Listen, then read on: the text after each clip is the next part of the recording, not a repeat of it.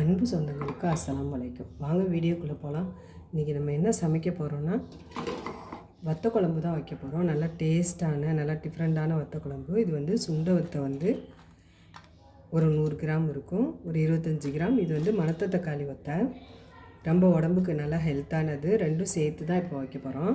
பாருங்கள், அதுக்கு தேவையான பொருள் வந்து தனி மல்லித்தூள் 1.5 ஸ்பூனு, பெருங்காயத்தூள் ஒரு 1/2 ஸ்பூனு, தாளிப்பு வடகம் கொஞ்சம் ஒரு 1/2 ஸ்பூன் மிளகாத்தூள், 2 ஸ்பூன் சாம்பார் பொடி. இப்படி வச்சு பாருங்கள், ரொம்பவே நல்லாயிருக்கும். 1/2 ஸ்பூன் வந்து மஞ்சத்தூள். இதுக்கு தாளிக்கிறதுக்கு தேவையான அளவு நல்லெண்ணெய் தான் எடுத்துருக்கோம். இது நல்லெண்ணெயில் செஞ்சால் தான் நல்லாயிருக்கும். பார்க்கலாம் வாங்க. இப்போ நம்ம ஒரு கடாயை அடுப்பில் வச்சுருக்கோம். அடுப்பை வச்சுக்கலாம்.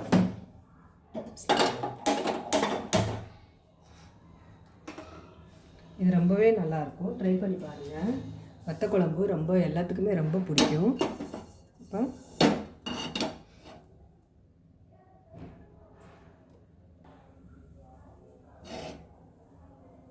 சட்டி காயட்டும். வந்து நல்லெண்ணெய் ஊற்றிக்கலாம். நல்லெண்ணெயில் தான் இந்த வத்த குழம்பு வைக்கணும், அதுதான் ரொம்பவே நல்லாயிருக்கும். இதுக்கு வந்து ஆயில் வந்து கொஞ்சம் கூட தான் விட்டுக்கணும்.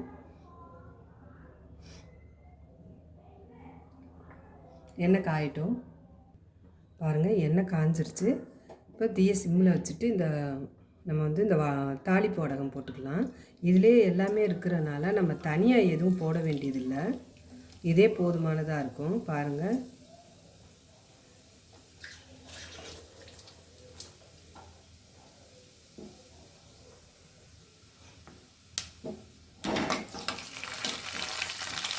இதே நல்லா வாசமாக இருக்கும். நமக்கு இதுவே போதும். கொஞ்சம் கருவேப்பிலை மட்டும் போட்டுக்கலாம். கருவேப்பிலை மட்டும் கொஞ்சம் போட்டுக்கலாம்.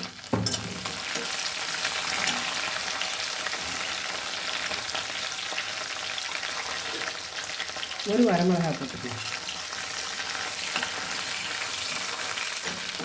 நம்ம இதுக்கு கடுகு ஜீரகம் எல்லாம் போடுவோம், ஆனால் இன்றைக்கி நம்ம எதுவும் போடலை. ஏன்னா எல்லாமே இதில் இருக்கிறனால நம்ம மேற்கொண்டு எதுவும் போட வேண்டாம்.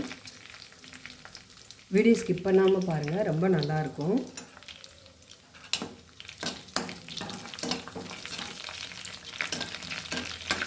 இப்போ நல்லா பொரிஞ்சிருச்சு. இன்னும் நல்லா வந்து பொறுன்னு நல்லா வெடிக்கணும் அந்த கடுகெல்லாம்.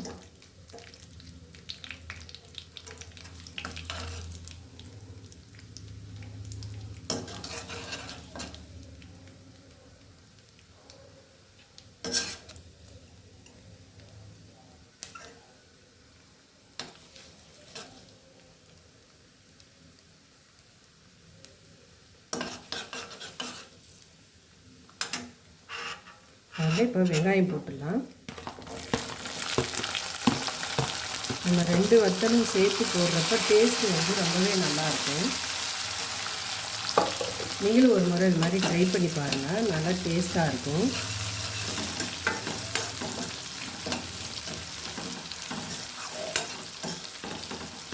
இதுக்கு வந்து நம்ம 2 தக்காளியை அரைச்சி ஊற்றிக்க போகிறோம். வந்து வெங்காயம் வந்து இந்த அளவுக்கு வதங்கிடுச்சு. இப்போ நம்ம எடுத்து வச்சுருக்க எல்லா மசாலாவையும் போட்டுக்க போகிறோம்.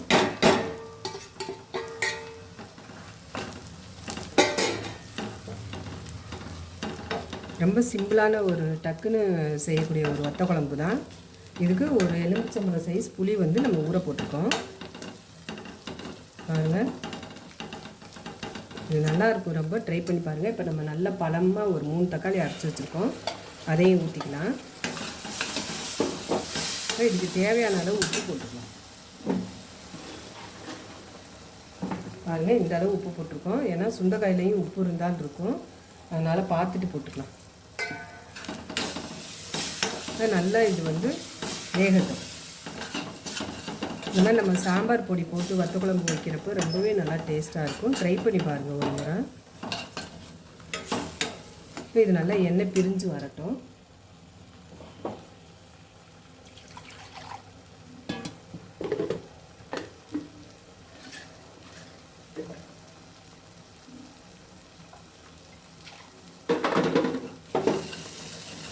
பாருங்க, எண்ணெய் பிரிய ஆரம்பிச்சிருச்சு. நல்லா இந்த மசாலா வந்து நம்ம நல்லா வதக்கிடணும்.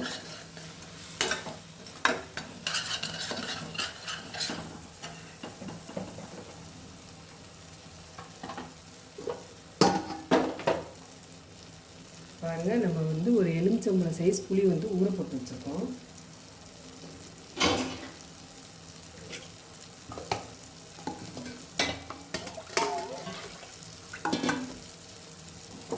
இந்த நம்ம மிக்ஸி கழுவி வச்சுருக்க தண்ணி ஊற்றிடலாம்.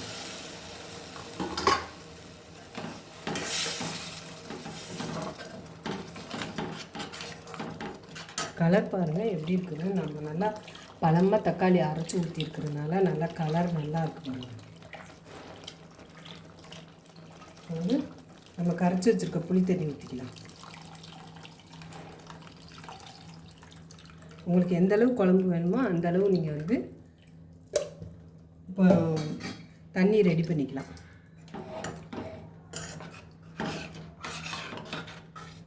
இது வந்து இதுவே ஒரு 5-6 பேர் சாப்பிட்லாம் இந்த குழம்பு.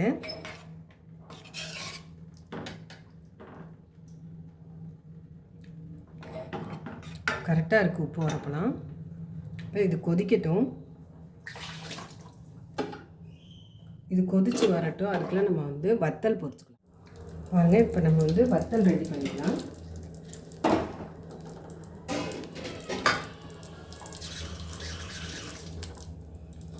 நம்ம வந்து முன்னாடியே வத்தல் போடாமல் லாஸ்ட்டில் தான் பொரிச்சு போடுவோம். எல்லாருமே அப்படி தான் செய்வோம்.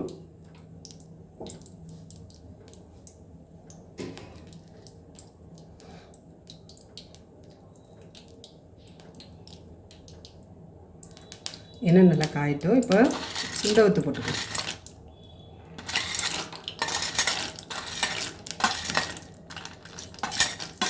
இந்த குழம்பு ரொம்ப நல்லா டேஸ்ட்டாக இருக்கும். ஒரு முறை ட்ரை பண்ணி பாருங்கள், ரொம்பவே நல்லாயிருக்கும். எல்லாத்துக்குமே வத்த குழம்பு வைக்க தெரியும். புதுசாக ட்ரை பண்ணுறவங்களுக்கு இது கொஞ்சம் நல்லா யூஸ்ஃபுல்லாக இருக்கும். நம்ம சுண்டை வத்தை மட்டும்தான் போட்டு வைப்போம். ஆனால் மணத்த தக்காளி வத்தை வந்து ரொம்ப ரொம்ப உடம்புக்கு நல்லது. வயிறு புண்ணெல்லாம் ஆற்றக்கூடியது. சுகர் உள்ளவங்களுக்கு, ப்ரெஷர் உள்ளவங்களுக்குலாம் ரொம்பவே நல்லது. இது கொஞ்சம் பொரிய ஊட்டி எல்லாத்தையும் ஒன்றா போட்டு நம்ம பொரிச்சிடலாம். ஏன்னா கொஞ்சம் தான் நம்ம போடுறோம், அதனால் எல்லாத்தையும் ஒன்றாவே போட்டுடலாம்.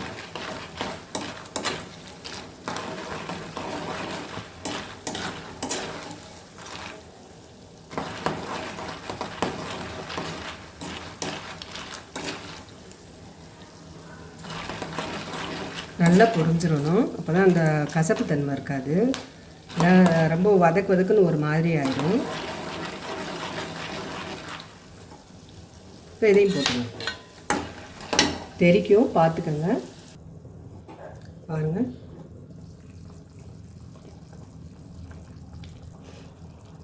நல்லா ஓரத்துலலாம் எண்ணெய் பிரிஞ்சு வந்துடுச்சு.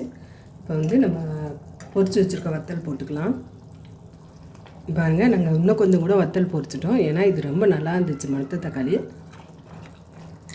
நல்லா சுத்தமான வத்தல், உப்பெல்லாம் அதிகமாக இருக்காது. அதனால் கூட கொஞ்சம் பொரிச்சுக்கிட்டோம். ஏன்னா வத்தல் வந்து ரொம்ப விரும்பி சாப்பிடுவாங்க, சுகர் உள்ளவங்களும் இருக்கிறனால.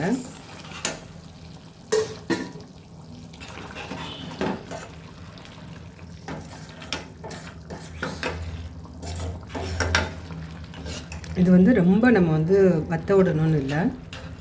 இப்போ உப்பு பார்த்துக்கலாம். ஏன்னா வத்தலில் வந்து லைட்டாக உப்பு இருக்கும். அதெல்லாம் வந்து குழம்புல பேலன்ஸ் ஆகணும். அதனால் ஒரு கொதி வரட்டும். வந்ததுக்கப்புறம் நம்ம வந்து இதில் வந்து உப்பு பார்த்துக்கலாம்.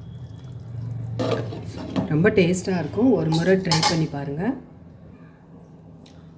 ஒரு 5 நிமிஷம் கொதிச்சிடுச்சு. இப்போ நம்ம இதுக்கு வந்து கொத்தமல்லி கொஞ்சம் கிள்ளி போட்டுக்கலாம். நல்லா வாசமாக இருக்கும்.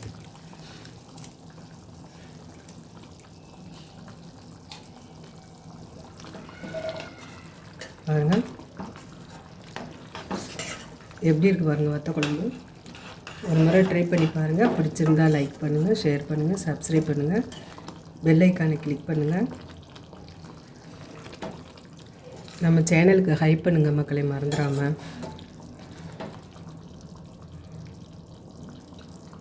லைட்டாக உப்பு போட்டுக்கலாம். பாருங்கள், இந்த அளவு போட்டுக்கலாம். இது வந்து காரம் எல்லாமே நல்லாயிருக்கும். நம்ம அந்த தாளிப்பு வடகம் போட்டுட்டு எக்ஸ்ட்ராவும் மசாலா போட்டால் நிறையா மசாலாவாக கிடக்கிற மாதிரி இருக்கும். அதனால் நம்ம வந்து தாளிப்பு வடகம் மட்டுமே போட்டு செஞ்சுருக்கோம். இது அப்படியே ஒரு 5 நிமிஷம் அப்படியே சிம்மில் விட்டுட்டோம்னா இந்த சுண்டை வத்தலும் நல்லா வெந்துடும். மறக்காமல் ஒரு லைக் போட்டுருங்க மக்களே.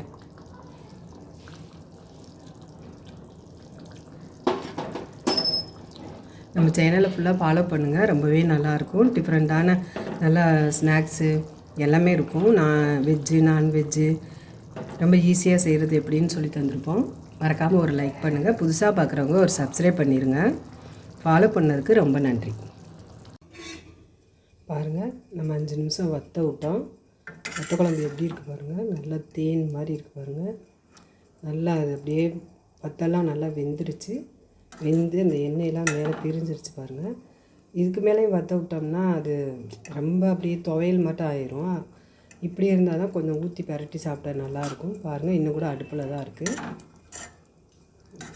இன்னும் கொஞ்சம் ஆறுச்சுன்னா இன்னும் கொஞ்சம் வற்றிடும்.